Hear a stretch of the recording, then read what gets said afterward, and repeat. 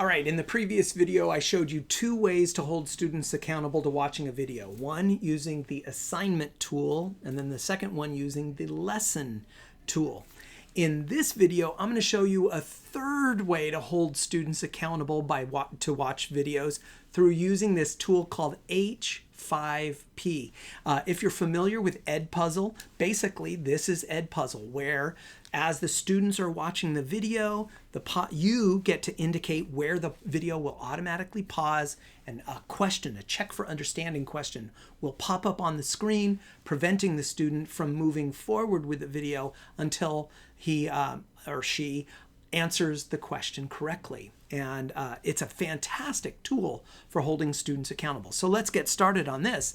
And so here I am in my sample course. Here are the two previous ways of holding students accountable. I'm going to go back to my little video thing right here, and I'm going to copy that URL. So there's the video I want students to watch, but I want to hold them accountable, this time through the H5P. So I'm going to turn on editing. I'm going to go down here to add an activity, and there it is right here. Now I'm going to go to all. There are two types of H5P. You are always going to use this black one. It's the interactive content. That's why I've starred it so it shows up on my starred shelf right here. So I'm going to click on interactive content. I can write a description if I wish. I don't have to. All right, so I can blah, blah, blah. I don't have to because the students are never going to see it. Now, right here, your screen may look different than mine because it depends on how often you've used any of these tools. And these are all different ways to create interactivity or interaction. And right now, just to save you the hassle, I'm just going to focus on this interactive video. So I clicked on interactive video, and this is where you give it the title. It's a little bit different.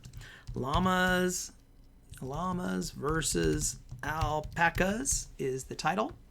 Now right here, I'm going to click the plus button, and I'm going to paste in the URL to my YouTube video right there. I'm going to click insert, and then I'm going to do step 2 and step 3. So step 2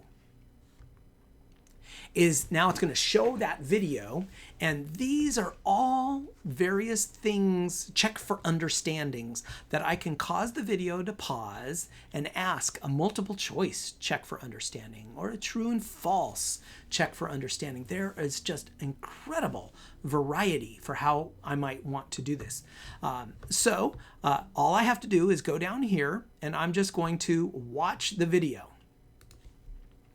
And as I'm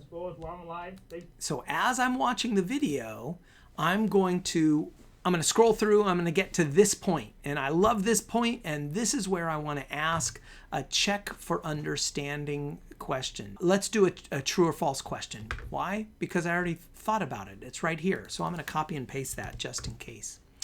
And then I'm going to, with my video paused right here, I'm going to just click on true or false question. And then it's going to give me some choices. First, I want it to pause the video. It's going to display, this thing is going to display from 5 minutes and 46 seconds all the way through 5 minutes and 56 seconds. And I think that's probably just fine right now. I can always edit it later. And I use poster. Why do I use poster? It just, boom, puts the question right in front of the screen. It makes it very, well, next to impossible for the students to miss it. So here is the title of the question. The students are never going to see this. So I'm just going to put true or false, llamas bigger than alpacas right here. And here is where I'm going to type the question that the students are actually going to see. So in this case, I'm just going to delete the true or false because the students will already know that it's a true or false question. So there is my question. Llamas are generally larger than alpacas, and the correct answer is indeed true. It's because this is where I would put the true or what is the correct answer. Now, this is neat. What do I want it to do? So I want to allow the retry button if the students, get it right or not. I want them to show it the correct answer, and then I do want it to. I don't need to worry about checking the answer right here. Trust me. And then adaptivity. This is cool. What does it do if it's correct? Well, if it's correct, just move on. I'm not going to fill in anything. But if it's incorrect, so what I'm going to do, since the question displays at 5 minutes and 46 seconds, I'm going to go down here, and if they get it wrong, I'm going to go back and make them watch the last 15 seconds, 5 minutes and 30 seconds. So it's going to go back in time, and they're going to have to watch it again. Oh, let's say check your answer. All right, boom, right there. And I'm going to click done. All right, so there is the question showing up on the screen, and I'm going to make it larger so that they can see the whole question. And well, bam, I can move it anywhere I want, because what it's going to do is it's just going to pop up right in the middle of the screen, and it will not let the video move forward until the student has checked the answer. And there you go. Now, I just realized that when I click on this, I'm going to click on that edit button right here. I don't need it to last for 10 seconds, because at 5 minutes and 46 seconds, the question is going to be revealed. So once the student answers the question, I don't need that question to linger for another 10 seconds. So I'm just going to turn this to 48. So now, once the student answers the question, it will linger for an additional second or so before the question disappears from the screen. All right, so I'm going to go all the way back down, click done, and there we go. So I can press play, and look at that. The question disappears, and we're watching the video. It's still going on. And if I want, let's go to right here, and I'll press pause. Now you'll notice this little dot right here. This little dot means you have a question that will pop up at that moment. And let's just squeeze in one last check for understanding question. Let's do it right here. I don't know. So with my video paused at where I want the question to show up, what do I want it to show? Oh, I don't know. Let's do well, I don't have essay question on this one. So let's do a multiple choice. All right, so my question is going to automatically pop up here, but I don't need it to linger for 10 seconds. So let's just delete all that extra stuff and just say, and we want you to go away a half second later after the student has properly answered the question. We do want to pause that video. I'm going to turn on poster because I want the question to magically just pop up right in front of the screen. And let's do multiple choice. Where do llamas come from? All right. And here's my question. Where do llamas originate from? All right, so what are my options? Oh, let's say Chile. That's the correct answer, so I'm going to click check there. Oh, let's say England. That's incorrect, so I'm going to leave it unchecked. And I'm going to add another option, and let's just call this, I don't know, someplace in Africa. Let's do South Africa. Boom. There's my 3 choices. Only one of them, Chile, is correct. And then, how do I want it to behave? Yes, I want the retries. Yes, I want the show solution. All of that's looking great. Here's the adaptivity part. What do I want it to do if it's correct? Nothing. I just want it to continue playing, so I'm going to leave that blank. But what do I want to do if it's wrong? I want it to go back 15 seconds so that the students can watch the video again. So I'm going to go all the way back up to the top. I can see that this question pops up at 7 minutes and 27 seconds. So I'm going to go all the way back down, and if they're wrong, let's take away 15 seconds. What is it? 15 seconds? 12. Okay, 7 minutes and 12 seconds. So I'll just go backwards in time and force the students to watch the last 15 seconds of that video. And I'm going to click Done. And now let's kind of customize how that's going to look. I'm going to put it right in the middle of the question, of the screen, I mean, and there we go. And then all I have to do is whenever I'm done, I can say first, so I've done all the work up here. Now I need to make sure the students get a grade for it. So right now it's going to give them 10 points for watching, 10 points for watching this video. Let's just make it 6 points, just cause. And then the common module settings and the restrict access and the tags and the competencies, as I've said several times before, we're going to leave all those default. All right, so now I'm going to click Save and Return to Course. And there is my video. What is this going to look like from a student point of view? And there it is, right there.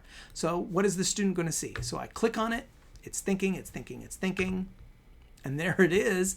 And the student already knows that there's going to be 2 check for understanding questions. All they have to do is they have to watch the video. Hey guys, it's Floyd. We're on live. I'm going to turn off the speaking.